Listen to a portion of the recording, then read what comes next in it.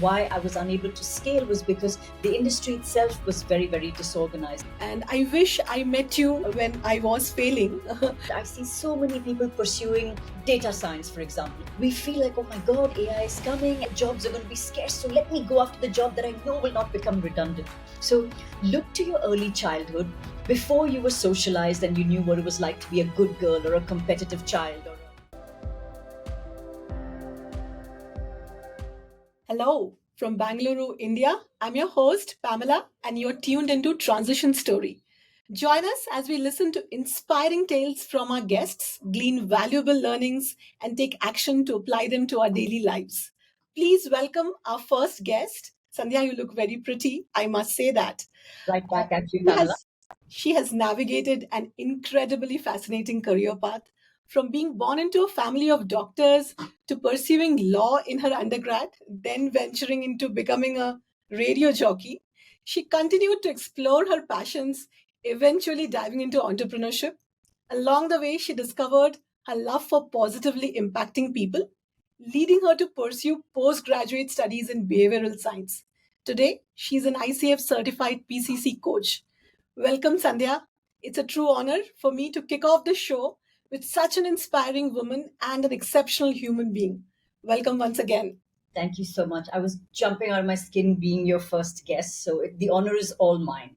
So let's begin at the beginning. Your choice to move away from pursuing law and instead becoming a radio jockey. Could you share with our listeners how you approached this decision with your family and what thoughts were running through your mind during that time? So at the time I graduated from law school, I was already married. So in a sense, I was quite independent by then, but not quite. Sometimes even at 21 or 22, your brain doesn't even fully mature at that age. So I still definitely felt that dependence, and I think I was quite influenced as well by people around me. It wasn't so much sort of bringing it up and getting permission from my parents, but certainly there was a lot of pressure, right? You go to a law school and it has a name, and everyone's like, oh my God, you wasted a law seat, you're wasting your education. But I think if I could speak to my younger self, if you ask me what I was thinking at that time, I probably just felt that drive. I heard the radio literally on drive time, and something must have just said in me that you have to be there. It was partly luck and partly, of course, my effort that got me there. But if I had to say to my younger self today, I would say that, at 21, 22, you're not really expected to know what you want to do for the rest of your life. And that's okay. It's okay. I do understand that there's education and money to be spent, but sometimes it's better to cut your losses and move towards what you feel is right, and do that with conviction and sincerity, which I believe I did at that time. Conviction is the word that I really catch from this statement. Conviction is so important. You do, attribute some of this to your luck, but knowing you as a person that I know outside this show, I'm sure it was your conviction that got you where you are today. So, after being a radio jockey, you moved into entrepreneurship, and that didn't, quite turn out the way you expected it to. How did it affect you emotionally? How did you bounce back from that setback? So it was a step up to entrepreneurship. I did have several roles in management and operations before that. And I think it sort of was leading me towards a place where, I've done so many different kind of things, and then now what, right? How do you sort of tie all of these ends together? And entrepreneurship, again, you say conviction, but statistically, so I use the word luck, but sometimes it's coincidence. It's just how opportunities present themselves to you as well. And that the truth of it is that that plays a pretty significant role in the choices that we make in our lives. It comes to us, and then it's up to us whether we choose it or not, right? Or which direction we choose and which rabbit hole we go down. So this opportunity sort of presented itself to me, not really to set up a whole business, but I took it to the level of setting up a business. And I ran two stores. I had two brands and in multiple locations. With entrepreneurship, first of all, you should know that nothing ever turns out the way you plan it. That's rule number one. The second is something I wish I had known at that time, although I don't feel bad about it at all now, but that many forms of, especially retail entrepreneurship, the failure rate is really high. It's 90%, if I remember right, if not higher, right? So, and it's not that I failed. I could have kept that store running, but what I could not do was scale. And why I could not scale was not because of my effort and, giving it more time and putting in more hours. There were some market realities. And I think at some point in every entrepreneur's journey, or indeed every professional's journey, it comes down to read the environment, see what direction your industry is going in, see whether you can pivot or change things for yourself or the environment around. And I tried all of those, Pamela. I tried sort of changing the way my store was run. Because I'd worked in tech, I went online very, very early before the big players came in as well. I didn't get very good logistics rates. So as a business model, it wasn't really working for me. But I just said, look, I need to at least have my presence there. Then I tried to sort of reorganize the industry itself. I thought, I'm a lawyer, I have an understanding. And so much of why I was unable to scale was because the industry itself was very, very disorganized. I was in furniture and home decor. There's only a point up to which you can try and like influence your environment. And when you see that it's not going to shift or not shift fast enough, I think the wise thing to do will be to cut your losses before they start to mount, and also to know that it may not be the right time either for your idea or for your model, willing to do what it does take to be relevant in that field. Right. So I don't actually, in fact, I went on a sort of lecture tour after that on my learnings as a failed entrepreneur. I didn't see that in any way as a disadvantage. My learnings were incredible, and I think a lot of people benefited from the learnings that I was able to share. Right. Yeah, I think it was an incredible journey, but would I do it again? As things stand, not. It was exhausting. I must say, Sandhya, this is one thing that bonds us also. I am a failed entrepreneur as well. And I wish I met you when I was failing. We would have been having a different conversation today. And I'd also like to add, you mentioned about that the journey is always not successful because of market realities. It reminds me of this book called Outliers. I'm sure you, being an avid reader, you would have read it. It does call out being at the right place at the right time. So entrepreneurship is also quite time bound. Where are you? What are you selling? That is the market reality that many people tend to ignore because they're so soaked in their idea of being successful at what they are doing. So that's a great insight, I must say. So moving on, Sandhya, you moved on to psychology. You found it as a natural fit. How did that decision affect your relationship with friends, family, co-workers? You get to know them better. You're seeing them inside out. Oh, okay. I'll answer the first part a little separately from the second part, which is that I don't think it was a surprise to any of my friends or family that I took the line of, going inside the brain or the mind or however you want to call it. Actually, I was the last person to be hit on the head for me to realize. I had been told so many times over the years that I should be going in this direction, right? And it finally took a venture capitalist friend who said that you should just become an executive coach. I didn't even know there was something like that existed at the time. And he was like, come have a meeting with me, we'll talk about it. And that sort of sparked my, I think it's also about finding your place in this. I did realize initially that I tended to over empathize, and then that could take me down a spiral of emotions as well. I worked in women's rights briefly, and 25 years ago, it was too hard for me to do because my emotions were I would take them home with me, right? And maybe it was again an accident of time where I was, but that was a thread that was running through me all along. In fact, even as a child, I would talk about wanting to be a psychiatrist. You mentioned that my parents were doctors, and the only place I saw myself in the science and medical field was in psychiatry. But again, those days it was a very distant dream, and there were a lot of associations with the profession, and again, just opportunity and accidents of where you were at the right time. For me to come to this more behavioral science, I think really felt like I was coming home more than anything. And I don't think there's a single person in my ecosystem that was surprised that this is where I landed up. I was surprised, but nobody else was.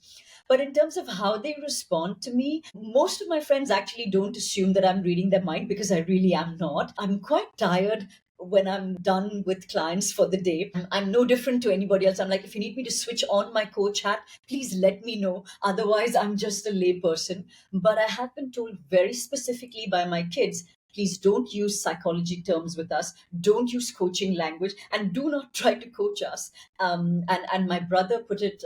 I think he summed it up like my family's pre-warning to me. He said, Sunday. My family called me Sunday. He's like, your coaching is very valuable. Please don't offer it even to me unless I pay you lots of money. What he meant was, don't coach me, please. Okay. So it was already, I was forewarned, it was preempted. I am not allowed to coach anybody unsolicited, and I don't. I mean, of course, you do observe patterns, but I don't think that that's any different to what a layperson might do, maybe with just that little bit of present focus, right? I'm certainly a lot more present for my friends, even when I'm having fun, even when I'm doing something completely brainless. But other than that, I don't think it's really affected any of the relationships much. I always was a person that people would come to, to sound out things for, or as a shoulder to cry on. So that hasn't changed much, I will say. You're still the go-to friend for people, but that definitely separates you from the coach that you are. And for our listeners, I'd like to add this, that what I heard from your conversation or your narration of your journey, it definitely indicates that pursuing your passion was what worked for you. You mentioned this, you felt like coming home. It's a very profound statement. Coming home means you are getting to something which you really enjoy doing. So finding that career for yourself, making that transition that feels like coming home is a great shift. Yes, and I'll say that's only part of it, Pamela. When I said coming home, it also kind of meant that it felt like I felt comfortable in my own skin, which is a little different to us modeling aspirational behaviors. Sometimes we feel like I need to be that, very strict boss, or I need to be that very dynamic leader and constantly on and, lead by example. But in fact, even in leadership, we know today that the more you fit into your own skin, and you have to see if you can fit into that skin, right? Otherwise, perhaps leading a team of 50 or 500 is not the best use of your wisdom, your time, or your energy. And it's in this life of choices, and we are privileged to have these choices. We may as well use our time and energy, which are our two most finite resources, in ways that one, speak to what feels like fits into our skin. But I think also it's a little different, I will say, to pure enjoyment, the way we might visualize it in lay terms. We need to anchor it in something. There are days when I don't want to get out of bed, for an early morning session, or there are days when I feel like, oh man, I've already seen so many clients, do I still have three more left? And before they become a very real person for me. But for that, I feel it's one, very important to have balance in your life, and interests outside of just work. You need to refuel in order to be present for what you serve. And picking up on the serve bit of it, I think it's really important to anchor what it is that you like onto within pillars, or onto something that is either a goal or your values, or you could call it passion, but that passion has to be anchored in something, or it could just burn itself out, right? So likes and dislikes, one part of it, and then the anchoring is the other. Yes, yes, of course, there is always effort in anything that has to have an outcome. So, Sandhya, you partly answered this, but my next follow up question is, if you could go back in time and begin anew after graduating from law school, how would your approach be this time? How would you approach life? You did answer this partly in the beginning, but I'd like our listeners to really benefit from seeing what you would do with your younger self if you get a chance. If you peg the timeline at after graduating from law school, it's a little different question. If you pegged it 5 years earlier, I would have said that I would have asked my younger self, what feels meaningful for you to be doing, what engages your mind, and where does your natural proclivity lie, and then to all of the adults who said to me, I wasted somebody's law seat, I'd like to say that I hope I've created more fairness and well-being in the world, being an executive coach, than I might have done as a lawyer. So I'm not so sure that education was ever wasted. But it really is this, right? That we feel like we should do something, we ought to do something, or there are so many things that seem aspirational. I mean, a simple example today is that I see so many people pursuing data science, for example. Okay, and I'm cherry picking. There are several aspirational careers today because somewhere we feel, oh my goodness, and I mean, I'm aware that I'm speaking to a mighty force in the AI world, but we feel like, oh my God, AI is coming, jobs are going to be scarce. So let me go after the job that I know will not become redundant. But I would pose the question this way, that if we're all chasing after data science and want to become data analysts or whatever, you're forcing yourself to be a data scientist. You will be competing against somebody who thinks, breathes, and lives data science because that's how they are wired from the inside. Right. So it's a bit of a fallacy to think that we must all rush after. It comes from a scarcity mindset. It's back to the days of, if you weren't a doctor or a lawyer or an engineer, you didn't get a job which was synonymous with a better life. And for our parents' generation, it was the way to give their children something that they never had. And every generation goes through this. It's called a collective illusion. But for us, it's having this aspirational job, and to having the good life, and having a steady flow of income, but also all of the above. I want my cake and I want to eat it too. So I will say that you may as well, especially in today, in the uncertain future that we have, we don't even know what job is going to be aspirational tomorrow, or indeed if it's going to be a job as we traditionally know it. A lot of what we consider unpaid work today will probably be the most in demand, right? Like child rearing or caregiving, because that's something that maybe AI won't be able to do as well as we can, right? So you may as well tap into where your attention goes, where your energy goes, where your engagement goes. But that's on you then to not just passively consume data or entertainment. We're behind our screens, we're looking for instant gratification. I will say it is for every child. And when I say child, I mean yourself, until your brain fully matures at 24, 25, for you to find things that feel engaging, that feel meaningful, and to start to at least script out, to put your toes into these waters, knowing that every step that you take, even if it's a misstep, is taking you more and more in the direction of the person you always were. Not some mythical person you need to mold out of a fresh block of clay, because we don't get a second block of clay. This is all we have, at Yeah. least in this lifetime. If you could distill two or three pieces of advice you would like to share with them who are seeking to discover their true calling. You did answer it quite well in the previous questions, but I'm sure, I spoke to about 200 odd people to find out if they know how to identify their true calling. And the answer is there is no one way. So, what are your top three advices that you would want to share so that people can go back and start acting? And, the tagline of the show is we listen, we learn from you, and then we go back and apply it in our lives. We act. What a great question, Pamela. I will say that it's, for me, at least in the work that I do, I use a very, very, well, it's a deceptively simple tactic. One is, you can't go wrong discovering what your uncontaminated self was like. And what we call the uncontaminated self is the natural child, right? What were you like before the world told you who you were? As a famous quote goes. So look to your early childhood, before you were socialized and you knew what it was like to be a good girl or a competitive child, or an excellent winner of many prizes. Where did your attention and energy, and where did your playfulness naturally go? Because within play lies your greatest potential energy, right? Children can play endlessly, and that's all of that energy. Imagine if that were directed into something useful. So we find that play, and then we align it with certain values that we want to live by, right? And each of us, this is no one size fits all, but we all have values. And how do we define values? What you're willing to inconvenience yourself for. It's, or dare I say it, the hill that we're willing to die on, right? That these things feel meaningful to me in this world, and sort them out and pick them very, very consciously. And finally, we anchor them as, how does this fit into the rest of my life as well? You can't be a scientist in isolation to the entire academic career or the academic pathway. you will be required to publish papers, you might be required to teach, or so understand what environments you thrive in, understand what that will mean in terms of a life, in terms of how much time you want to give, and what other sides of your personality also need expression.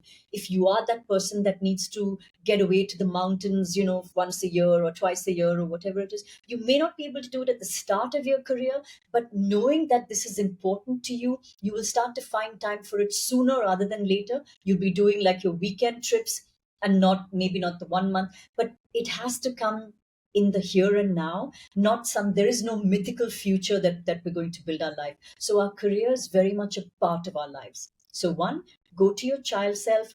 Two, anchor in values and what feels important and meaningful to you. And three, define the kind of life that your future self, your thriving self, will want to live.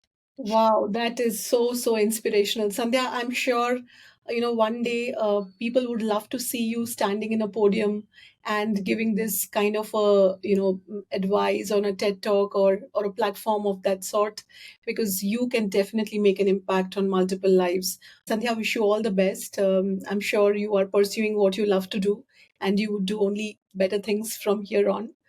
Thank you so much. Thank you, Pamela, and thank you for doing this. I know how busy you are, but this is again really a passion project for you, and it's you sharing of your wisdom and calling on people that you want to share conversations with, right? So really, hats off to you, and I'm once again such a privilege for me to be here. Thank you so much, Sandhya.